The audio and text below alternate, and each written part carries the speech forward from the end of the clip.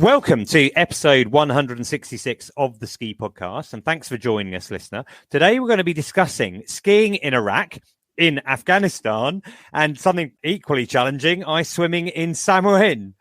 Now, my name is Ian Martin. I'd like to introduce our guests today. We have with us Ashley Hartz and James Willcox from Untamed Borders. Ashley, it's your first time on the podcast. Welcome to you. Where are you today? Thanks so much. I am in Snoqualmie Pass, Washington in the U.S., so just outside of Seattle. Okay, so what's the time for you just now then? It's 8 a.m. So I've already been up for a few hours. But yeah, it's looking like a beautiful winter day out here. Excellent. Well, thanks for joining us so early in the morning. And James, whereabouts are you?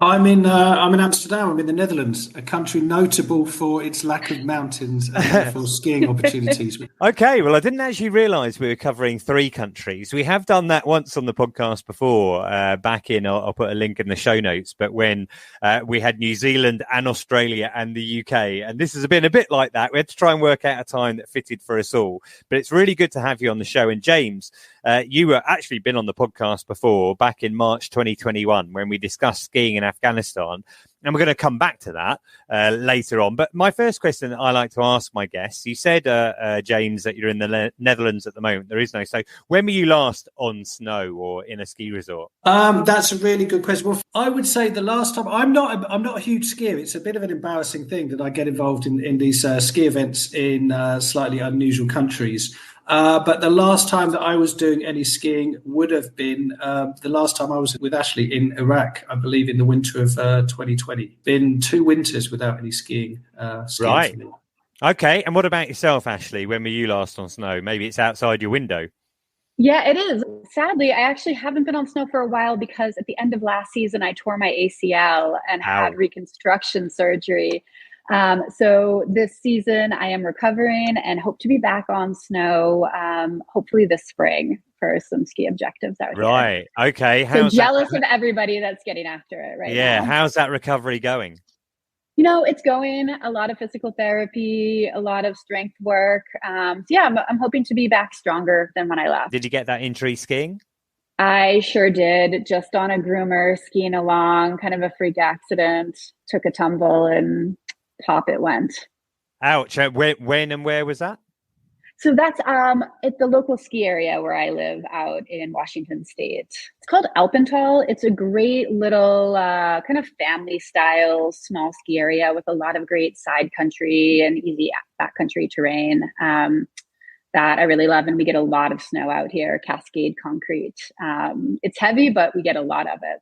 Yeah. Is it Mount Baker where they get huge amounts of snow every year? It is. So that's in Washington State as well, not too far from us. So yeah, we have a very similar snowpack. So thank you for joining us, and I hope your recovery goes well. I just wanted to let our listeners know, or remind our listeners, that the Ski Podcast is sponsored by Les Trois Vallées. It's the largest ski area in the world. Now, recently, the question cropped up as to whether or not possibly the Sella Ronda is larger, because I see on their website they claim they've got 1,200 kilometres. So I had a check with my friend Patrick Thorne, who was on the podcast a while ago with his book, 50 Pieces Around the World. And he told me that if you use the Sella Ronda as a hub and ski into Val Gardena, Fassa, Bardia Valley, is about 500 kilometres. So all the rest of it is if you link buses. So I still think the Trois Vallées is the largest ski area in the world. Currently, around 2/3 of it is open. Just want to touch on the weather conditions because the weather in the Alps has not been great, and the snow coverage isn't great at the moment. But if you're reading the regular newspapers around the UK, you possibly might think that there's no snow at all out there in the Alps. And it's a bit misleading, a lot of the pictures that have been shown. It's definitely been a far from vintage start to the season, partly because there wasn't much snowfall early on. And then there was rain up to 2,600 meters over Christmas. And I think that combination of precipitation and warm temperatures has really made it difficult for any resort with skiing down to 1,000 meters and certainly below probably 1,700 meters. But the snow higher up is much better. And the good news is there is some more snow and a change in temperatures coming from Sunday and Monday. So hopefully I'll be publishing this on Friday, the 6th of January, and you will be able to listen to this and then suddenly discover there is going to be more snow. But we do have some snow reports, which I'm going to drop in now, and they're from regular contributors. Regular listeners will know Alex Irwin from 150 Days of Winter in Courchevel, Dave Burrows from SnowPros Ski School, who's reporting from Italy, Keith Webb in Kaprun, and we also have a report from Gethin, who was on the podcast not very long ago talking about skiing in Solden. He reports from Scotland. Hi Ian, Alex from 150 Days of Winter with a snow report from Courchevel at the start of 2023. Like the rest of the French Alps, Courchevel has been suffering from a lack of fresh snow. Recent snowfalls have all been accompanied by freezing levels over 2,200 metres and rain falling below that. There is snow, but conditions are hard and require less speed and more skill, something people are blaming on their equipment instead of their form. There are some pistes that haven't even been open this season due to lack of coverage. Even the weekly ski touring race from Le Prat has been moved up to 1850 due to the inability to maintain the course. However, a cold spell and fresh snow is forecast for the 8th, so our collective fingers are crossed. And hopefully 2023 will be another good year for snow. This is Alex, 450 Days of Winter, signing off and wishing everybody a good year. Ciao. Hello Ian, it's Dave Burrows from SnowPros Ski School. Hope you're all doing really well. I'm recording this from my garden after a long day of skiing in Italy. I've made it back under a full moon here looking at the Dent du Midi. It's absolutely beautiful here in Switzerland, but today I have skied in Courmayeur and in Pila in the Aosta Valley in Italy. Normally I would have recorded it from the snow, but I was busy working on a project that we're doing over there. So snow conditions were completely surprising to me over there. So other side of it, so what I would do is obviously go down my valley here over the Grand St Bernard through the Grand St Bernard tunnel, not over the pass, can't do that at the moment, and down the other side into the Aosta Valley, and we had a lovely day skiing. So up in Courmayeur, up above, once you got beyond about 2,000 metres in altitude, the snow was firm. It's quite a warm day here today. Snow was in really good condition, and the skiing over there is just sensational. Beautiful landscape, lovely cruisy piste, nice and wide. Lots of options for different levels of skiers as well, and the snow was good, like all the way down really to about 1,800 or something like that, and they had a lot more snow certainly than they've got over here on the Swiss side. Then in the afternoon we went over to Pila. Pila is also relatively high altitude. The gondola drops you off at about, I think it's about 1,800, something like that, and ski area goes up to about 3,000. So same story there, which was that the snow up top was really nice, and then as you went down it got a little bit more kind of sugary and soupy, but that's just a consequence really of the heat that we had today and the number of times that it's sort of been bashed down.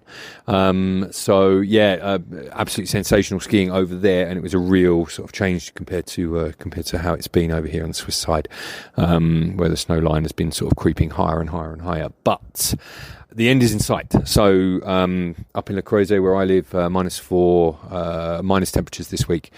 Snow is sort of hardening up overnight, which is great. It's going to help preserve the snowpack. And then on Sunday, or I think it's Saturday night or Sunday, it's all going to start to snow, and there's at least 3 days of snow in a row coming, and that's kind of as far forward as the forecast is prepared to plan. So yeah, it looks like this warm snap is coming to an end. We had a particularly difficult kind of over Christmas, New Year weather cycle, bit of rain, unexpected rain, high temperatures, and the foehn wind has just kind of caused us a lot of difficulty. And I've been kind of reminding anyone who'll listen is that actually the conditions that us locals would say aren't optimal. If you're coming out here for your 1 or your sort of 2 weeks of holiday, ski holiday for the year, you'll want to be out skiing in anything. And to be honest, not having perfect conditions isn't so much of a big deal. And that's been the really positive thing about the last 2 weeks is that the clients that we've had out from the UK have just been absolutely just so happy to be out here. So that's to their credit. Thank you for everyone that's sort of skied with us over this period, and now we get on into kind of the bulk of the season and hopefully the return of sort of cold temperatures and a lot of snow. So as always, thanks for the lovely work that you do, Ian.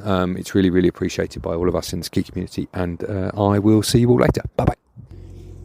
Hi Ian, Keith Webb here, calling you from Badhofgastein today with a bit of an update for the resorts in and around Salzburg area. Well, we haven't had much snow for a month, but fortunately all the snowmaking around here is very good. So most of the pistes are open, even down into the valley, albeit very spring-like conditions.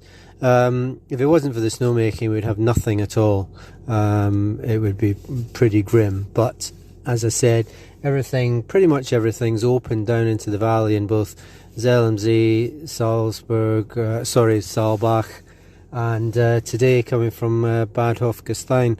So although the warm weather has really done a lot of damage to the off-piste areas, which there isn't any, frankly, it's just ribbons of white snow on the piste and nothing else off the piste. Certainly below about 1,400 metres, but we're surviving. There's a bit of snow in the forecast for next week. Hopefully it will happen and we can see an improvement in the conditions, but in the meantime we're still skiing in t-shirts if you want, which is really sad for January, but we're making the best of it. Hope anybody heading out this way is going to have a good time. I'm sure you will, and look forward to the new year. Bye. Hi Ian, it's Gethin and family here with a Twixmas ski report from Avimo. We skied all day today at Cairngorm Mountain at their new beginners area, and it was really busy but really good. You can now buy ski passes online a few days before. It was all sold out today, but a new thing they've introduced is a discount for disabled skiers. They built 2 new magic carpets to take you up the mountain to ski down about 200 metres. I spoke to a family who skied there yesterday and they really enjoyed it too. They skied today at the Lecht, where they had 2 magic carpets running plus 2 drag lifts. I think there was some beginners skiing today at Glencoe. The funicular at Avimo is still not open yet, but we're coming back in March and hopefully it will be open by then. Cheers Ian, bye. Gethin also pointed out that the new Rannoch chairlift at Glencoe Mountain, it was finished in the summer. It's had skiers on it for the first time in the last week or so, and it gives better access to the mountain, especially for beginners. So if you're up in Glencoe or in Scotland, do let us know if you've tried that. Now, Ashley and James, the reason I wanted to have you on the show is because I know that you are offering skiing in Iraq, which is certainly pretty unusual. We discussed Afghanistan before, but I was fascinated to find out more about it. So I wondered perhaps if we could start off with, where in Iraq are you offering skiing? Who wants to tackle that? So we're offering skiing in the Kurdistan region of Iraq, specifically in the Zagros Mountains. So it's based out of a town called Shoman. So the Kurdistan region's in the north of Iraq, and Shoman is quite close to the Iranian border. So in this region, this has the highest mountain in Iraq, Mount Halgard. There's plenty of snow, and these mountains have long been used by shepherds and farmers. But it's also a beautiful place to ski out there with lots of backcountry skiing opportunities and really beautiful mountains. The snow isn't, the top quality snow in the world, but it's definitely doable and it's a lot of fun and a really beautiful place. Cool. So I had a look on the map to see, where it was. Erbil is the main base, the main town, and you'd go up to Shoman from there. Is that right? Yep, correct. So flying into Erbil, which is the capital of the Kurdistan region. And then from there, it's about an 2-hour drive. I haven't done it in a few years because of COVID. Yeah, and what altitude would Shoman be then? Yeah, Shoman's it's around about 1,200 meters in altitude. Okay. So the town is below usually the snow line. There's a border town called Haji Omran, which is 1,800 meters. That in the times we go skiing, straight from the road, you can start skinning off and skiing from there. And then, as Ashley said, the highest peak in Iraq is Mount Halgard at 3,600. So that's the kind of range of where we go. And just to follow up, I mean, you're very limited on where you can ski in Iraq. Most of it is hot and flat and quite close to sea level. But in the far north, especially close to the Iranian border, the very far north, close to the Iranian border, that's the place to ski. And actually the road that goes from Erbil to Choman and actually all the way through into Iran was built by a New Zealander. It's called the Hamilton Road, and it was built in the 1920s as a link between the two. And so it's this road that cuts through the Zagros Mountains that allows you to get quite close to, well, literally sort of skinning straight off the main road. Right. Okay. And just to clarify, then we are saying that there's no lifts there. This is a ski touring trip, right? Correct. Yes. Yeah. The trip is a ski touring trip. Iraq has, and it sounds like we're making it up, it has 200 meters. That's 200 meters, not kilometers. 200 meters of groomed piste. So when after Saddam Hussein, was kicked out by the international community, the Kurdish area in the north has and still has a huge amount of autonomy.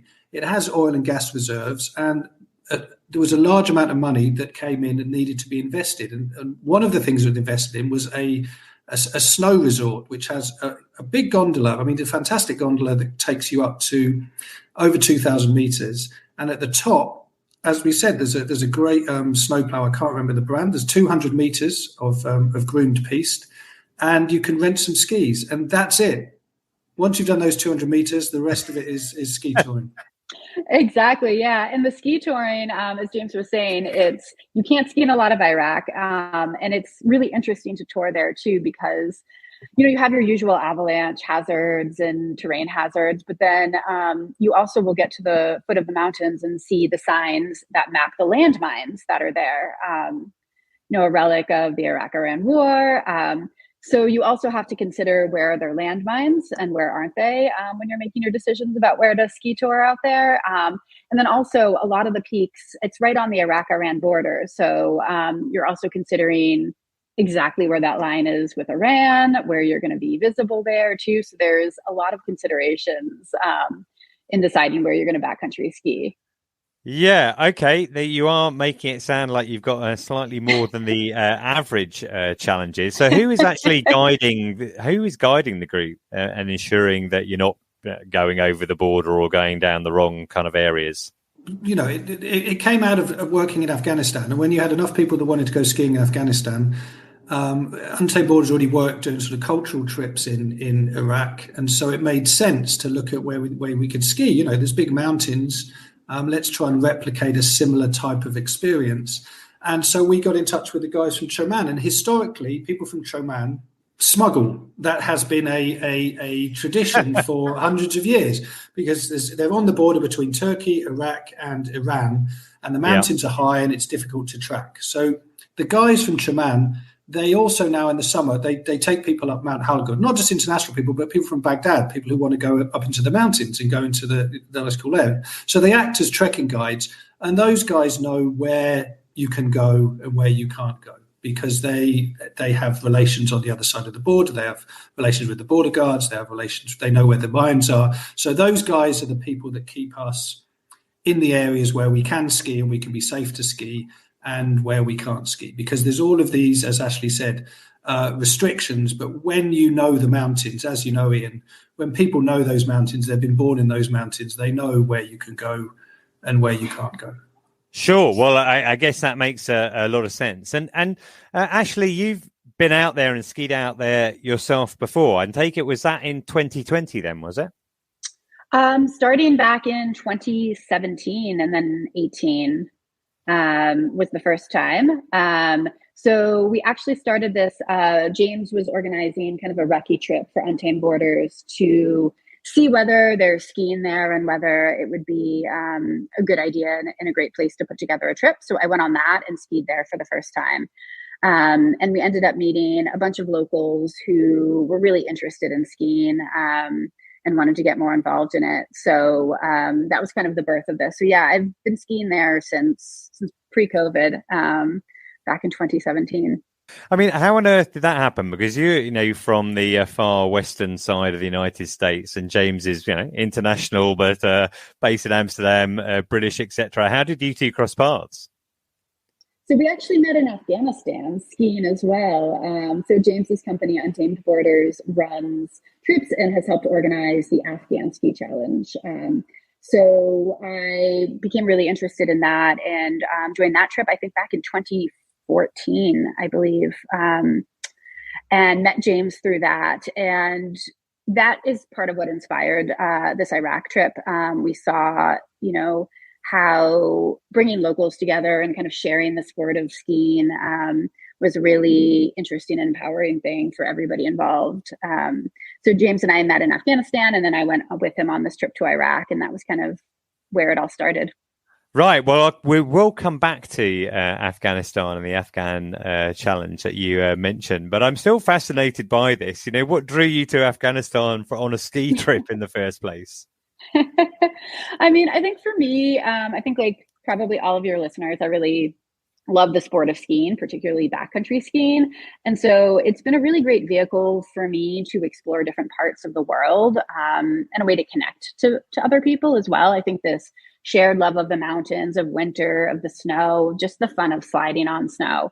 I've been able to see a lot of different parts of the world. And so when I saw this opportunity for Afghanistan, I thought like, a way to explore a part of the world that I might not travel to and have kind of a connection and a vehicle and a platform to really do what I love with other people who like it. So that's kind of the foundation, I think, of a lot of the Afghanistan ski work and also really the Iraq ski work. Yeah, I mean, it is very interesting to hear that. And it's not wholly dissimilar. On the podcast over different episodes, we've covered all sorts of destinations around the world. And I mentioned to James that I've skied in Morocco in 2018, I think it was, and went ski touring. And the snow, wasn't like amazing, but in some respects, maybe similar to what you're doing in Iraq. Because for me, what I got out of it was just a completely different experience. It was a real adventure where we hiked up the mountain, staying at a refuge at 3,000 meters. And we had donkeys carrying our skis and this kind of stuff, and just a completely different environment. People staring at us, when you've got skis, thinking, what the hell are they doing? Because they don't really understand it. But there's a very good video that I'll share in the show notes, which looked to me as if I think you feature in that video there that you're skiing with locals. So had they been skiing already before you got out there, or did you help introduce them to skiing? No, they hadn't been skiing. And I think the video we're referring to also is a group of girls that we worked with there too. So we partnered with a group called Free to Run. And so they're an organization that's dedicated to challenging gender norms through sport. So introducing girls to specifically sports like running. So we had introduced this idea of skiing as another vehicle to kind of promote leadership and wellness and resilience through skiing. So these girls had never been skiing, really hadn't spent a lot of time playing on the snow. So together with them and a group of locals who are really interested, we brought some skis over. And this was back in 2018 in our first iteration of this, brought some skis over. And like James said, there's no lifts out there. So we just tramp down a bit of a piste in some of the fields and make a little like beginner bunny slope there. And so started teaching skiing. And it was really transformative experience, I think, for everybody. And amazing to kind of see the girls progress, see them really come to just like love that sport and get the thrill out of it that I think we all do. And since then, there's been a few guys, they've established a little ski club in this town. And, one of our friends now, we left him with a pair of backcountry skis. And so every winter he's been going out now for quite a few years, and it's really improved as a skier. He sends us videos and it's amazing to see how good he's gotten. He just really loves being out there. Cool. That's great. Well, I mean, I noticed on the Untamed Borders website, it mentions that there is a winter festival in Samoens. Is that a new thing, or is that something that's included skiing in that previously? There was a winter festival. I think it was started in the 50s, and it was then stopped after the sort of Kurds rose up against Saddam Hussein. It was like all kind of festivals like that were banned, and so it stopped. And then obviously we kind of came in and thought it'd be good to introduce a ski race. It was tricky. I mean, when Ashley was saying that really there weren't any skiers, it wasn't quite true. There was a town to the south called Penguin, where an organisation, it's a Basque Kurdish friendship society, which sounds unlikely, but when you think about it, the Kurds and the Basques are both peoples that are separated across more than one nation. And so they have an exchange program. They're quite closely linked, we found out.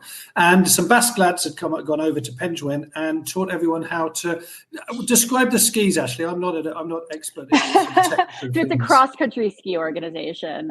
So they are like classic skate skis that these guys are on. And they're, again, just kind of tramping down some tracks and kind of making some ski areas and taught by this Basque coach. And that's a good point, James, actually. It's, there isn't a strong history of skiing, but when we started this event and started teaching skiing, a lot of people came out of the woodwork. There were some expats in the area who, had skied previously, but also, just some locals who in the past had bought a pair of skis from Turkey over or were interested in it. And just people kind of came out of the woodwork who were like, oh yeah, I'm really interested in the sport and have some way to slide down on snow, whether it's cross-country skis from this Basque group or, a pair of skis from the early 90s that they imported over from Turkey. And so is that part of the what I read on the site? There's the Iraq ski rally. Is that what you're talking about there? Is that the event that you're referring to? So yes, we basically work with how can we set up an event that tries to capture all of these different people's abilities, lack of abilities, different types of equipment. And so it's a fairly short ski touring race with a few different transitions, a few different, you wouldn't recognize it internationally as a race, but there's some skinning up, there's some transitions, there's some skiing down, there's some more, skidding up. It's probably about 40-minute course. And so that was the Iraq ski rally. And then the people from Chaman were interested in tying that in and starting their festival again. So in a way, it was rekindling this festival that existed beforehand, that had been stopped under Saddam Hussein, but doing it in a different way with the ski race and the crowd like what they describe as an exhibition of skiing. So everybody who goes up tries to do some choreographed skiing, or Anna, who's our Untamed Borders ski guide, who obviously comes in. She's from Slovenia. She comes across with the group and makes sure everyone is safe on the slopes that travel with us. She's a decent skier, so she does some jumps, and everybody enjoys seeing the exhibition of skiing. There's the ski race. There's some DJs. There's some music. We just try and make it into a bit of a festival. So just to kind of clarify, obviously with Untamed Borders, it strikes me that you're kind of combining the opportunity for tourism, but also looking at doing things on the ground as well with some of the organisations that you've mentioned. But the actual, if you want to call it, commercial trip that you're arranging is timed to fit in with that winter festival. Is that right? Yeah, that's right. So we run a commercial trip for people to come and ski, have an international qualified ski guide that keeps them safe on the slopes, gets involved in the fest, and they're there at the same time as the festival. So on one side, that's our commercial operation. For me personally, trying to help organise the event and the festival and involving a fun event in somewhere like Iraq, where often it's portrayed in a very sort of, binary way. It's all about extremism and danger and deserts, which, it's not where that is. So to try and show that to both people outside Iraq and even within Iraq, that their own country is more interesting. And as Ashley says, also get women involved, working with the organisation Free to Run, which I sit on the board of, to help internally displaced people from the conflicts with ISIS, refugees from Syria, to get involved in skiing, to do outdoor events, which helps with, as Ashley said, with leadership, with just skills to take a greater part in society as a woman. And yeah, just to do that is a great thing to do. It sounds really interesting. So that would be in February, in the middle of February. A question I have to ask then, I mean, obviously you've mentioned Syria, you've mentioned ISIS. What is the travel advisory situation in terms of going to Iraq? You mentioned it, in Kurdish Iraq, it's perhaps a different situation, but how do you fly in there? And what would the situation be as far as a foreign officer concerned? I think the FCO, They say they advise against travel to the Kurdish region, and they advise against all travel to the rest of Iraq. I mean, Untamed Borders is a company that, whilst we absolutely respect the FCO advice, there is more nuanced information to have. You know, it paints things with a broad brush, which is completely correct, but we specialize in being able to guide people in places with an increased security risk or a perceived security risk. I mean, as an example, to show that we have experience, we were involved in organising the logistics for a recent documentary by Michael Palin called Into Iraq. So we arranged the Iraq side of things there. We took him from the Turkish border all the way down to Basra in the south. So I guess, you know, they wouldn't have trusted us with Sir Michael Palin if we didn't have some experience in organising this kind of thing. But yeah, you'd fly into Erbil, which has links through the Gulf states or through Istanbul, quite regular flights. And then again, it's a 2-hour drive from there to Choman on the border. And it is even though it's got that warning from the FCO, the security issues in that part of Iraq are really quite low. And I think, you know, I would chip in that, you know, I'm sure there'll be people listening to this podcast whose interest has been piqued by this. Probably you're a long-term listener, but if you're not, you might remember, or you might be interested to know that there is an insurance company called Battleface, who we did have Cathy from Battleface on the podcast quite often last year during lockdown, who will insure you for going to countries that the FCO advise against travel on. It's just travel advice. You're allowed to travel there if you want to, but that's something that you need to sort out. Right, that is really interesting. I just Googled that Michael Palin program. I see it was on Channel 5. I don't know when it was on, but, you know, it's available on their player at the moment, so I might catch up with that. That sounds kind of interesting as well. I'd like, if it's okay, to bring it back to Afghanistan now, because you said that's where you met. As long ago as 2014, you've been doing these trips, or had been doing these trips to Afghanistan, clearly, you know, for quite a long time. We spoke in March 2021 about the Afghan challenge. Evidently, things, I suspect, have changed in Afghanistan since we spoke. I wondered what the situation is there now, James. And I'm sure, unless some of your listeners were living under a rock, then the summer of 2021, there was a huge change in Afghanistan in that the international community left and the Taliban took over the government. And we stopped our guiding it, because we do a lot of different stuff in Afghanistan in the spring of 2021, and we resumed them again in the late summer of 2022. So it's a completely different government. There's some things which don't pose as much risk as they did before. There's other risks and considerations to take at the same time. But one of the issues we have is when we did the ski challenge before, it was an event that men and women could take part in, Afghan men and women could take part in. Last year, some of the local guys in Bamiyan, where we held the race, they held a ski challenge. It was only for men because that was all that was allowed. And we'll be bringing a few skiers out this year to ski in Afghanistan, and there will be a small race. Exactly what's permitted and what's not permitted, we probably won't know until the time. And we've been working in Afghanistan since 2008, and we'll continue to do so and continue to see how the tourism can be a positive force within Afghanistan. Sometimes that's not clear at the moment how that's going to be. But we found ways of doing it in the past, and we hope to continue to do it in the future. So we're going out in March for a ski trip in Afghanistan, and it'll be our first ski trip under the new government. Okay, well, that is very interesting. That'll be in March, as you said. And, I think I'd be interested in an update on that. I know that you were doing a lot of work beyond, simply skiing in Afghanistan, because I think you're a founder or involved with the Afghan Sports Trust. Is that still going? Do you want to explain what that is? Yeah, so without too much of a backstory, I was one of the founders of a marathon in Afghanistan. It ran from 2015 to 2020. It was the only mixed gender sporting event in the country.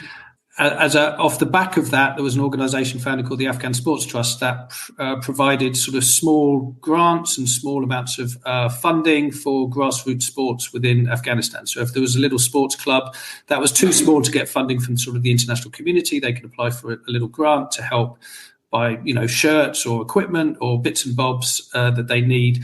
And also sometimes we put clubs in the UK or around the world in touch with clubs in Afghanistan that they could, raise some small money to support it. It was very small, low-level stuff, which is the kind of thing that I really like getting involved in. I'm still involved in a bit in the Afghan Sports Trust. They're still doing their work. They're going to put some money towards the Afghan Ski Challenge this year. They've been working with some football clubs. It's been difficult for the Afghan Sports Trust because they've always wanted to do things for sport for men and women. They are able to do that because there are some women's sports organisations that are still doing either online classes or getting together in groups indoors. There's no outdoor sports being done for women in Afghanistan, but there are organisations that are providing opportunities for people to do indoor sports, whether it's as much as yoga or things like that. And as we all know, for your mental health and things like that, to get out and to be able to do stuff together physically every day or a few times a week is really important. So there are ways to still continue to support women's sports in Afghanistan, although it's particularly hard at the moment. Right. Well, that is interesting to hear, and appreciate that. Things clearly have changed. But I know you've been involved in Afghanistan for a long time. I'm just interested, James, in how you came about founding or creating Untamed Borders as a company, because you're offering all of these different very unusual destinations. We recently covered Uzbekistan actually on the podcast, but just one of the places.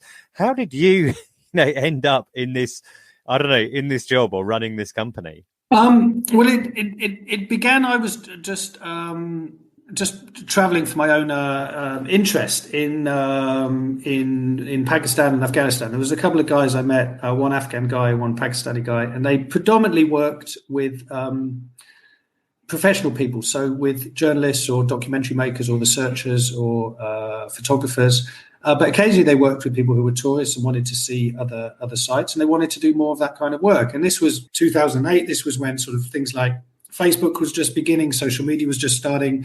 Having a website was, companies were able to have a reach that they couldn't have before. And I suggested to them that I could help put a website together for them and set up a Facebook page and, promote what they did. They came up with the name of Untamed Borders, and I said I'd help them out. And after 6 months to a year of just helping them out, I said, actually this potentially has legs. And, then it got registered in the UK. And, if people liked what we did in Afghanistan and Pakistan, then we spread to other parts of the world. And so, we work in a lot of countries across Central Asia, the Middle East, and North and East and Central Africa. That is really interesting. And, you may be aware that personally I'm trying to fly less because I'm trying to reduce my carbon footprint. But I'm also, very aware that the overall net benefit to the planet isn't necessarily simply about not flying, because if you go as a tourist to places like this, then you can make a real positive impact on people's lives. Simply, you mentioned before about in terms of Kurdistan, the locals understanding actually and appreciating that they have this destination that people would want to come from across the world to come and visit. And I think that's an important part of what you're trying to do at Untamed Borders. Yeah, I hope so. I mean, there's a bit of a vision of, there's a lot of places we go are seen internationally, and through no one's fault, they're just seen through the prism of the news media, which is fine. That's what it's there for. It's to talk about things that are unusual, and usually unusual things are bad things that happen. It's a British trait, isn't it, to like an underdog? And so we like to, work in places that have, are often seen through the prism of, very negative ideas. And of course, like every country in the world, there's loads more than that going on. In our own small way, change that perspective through people that follow us, follow our social media, follow our newsletters. That there's more to the countries that we work in than perhaps they would see on the news. To the people that we guide in the countries, that we try and give them a framework to see the countries as they are, and also the people of the country that we visit, that the tourists we bring are responsible. And everyone knows, if they think about it, that Iraq has more to offer than just ISIS and oil and and violence. I mean, if people just read the news in the UK recently, it would all be about strikes and the NHS not working. It would seem like it's gone completely down the drain. But of course, other stuff happens in the country that people take a lot of joy in. And so, there's part of us that want to show that, and want to show that there's a lot of joy and interesting things in the regions that we work in. From my conversation with the two of you, I can see that you're making a positive impact, and I wish you all the best for it. And I'll put links into the show notes, so listener, you can find out more about skiing in Iraq and/or Afghanistan if you'd like to. So I really appreciate that, James and Ashley. We're going to move on to just one more quick interview in this episode. It's a different sort of challenge. Recently, I spoke to Cathy Munro, who is taking part in the Ice Swimming World Championships, which are going to be in Samoens later this month.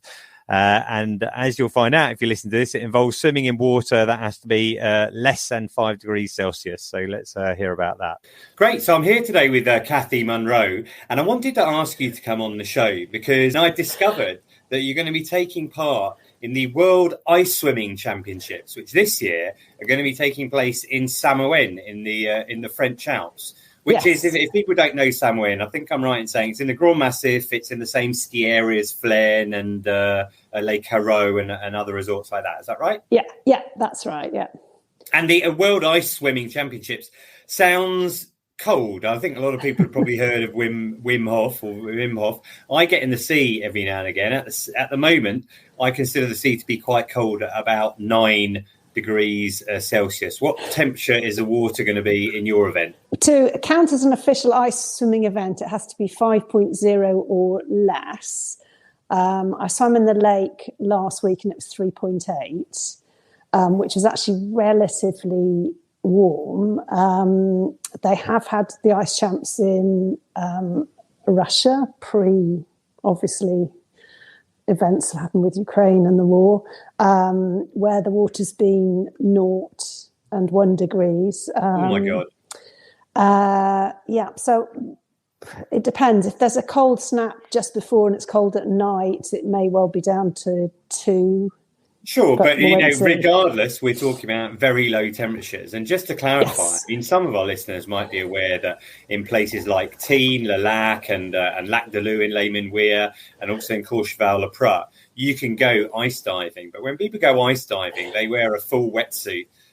There's no wetsuits allowed in this competition. No, the rules are really, really strict. So you have to wear a normal swimming costume, a normal swimming hat, just one, and goggles. Yeah, that's it. And then you do have the addition of safety belts around your middle, just in case you need to get fished out. Right, okay. But other than that, and there are some strict rules about how you start and how you turn, and so on as well. Not anyone can actually enter this competition. You have to qualify for it. It's the World Championships, right? Yes. So you have to qualify. So you have to have done some swims in water of that temperature. So you have to have a track record. I'm still relatively new. We had the GB Champs in December, and it happened to coincide with the really cold spell. And we were down Welton Waters, which is near Hull, and the water dropped to 2.2, which was quite a jump down from I think I've been swimming in 6. Yeah, so that was interesting. But we all have to acclimatise. I do a mix of lake swimming, cold showers. You were out in Flaine just before Christmas, and you went for a swim in the lake to get a bit of practice in. Yeah. What's the name of the lake? So it's Lac aux Dames. Right, and how was your practice swim then? How does it look there? So it's an interesting lake. It's the one they hold the French national championships in every year. It's actually not the most pristine of waters in terms of there's quite a lot of silt, but it's definitely clean in terms of no bugs and anything else. But it's not the most clear of lakes.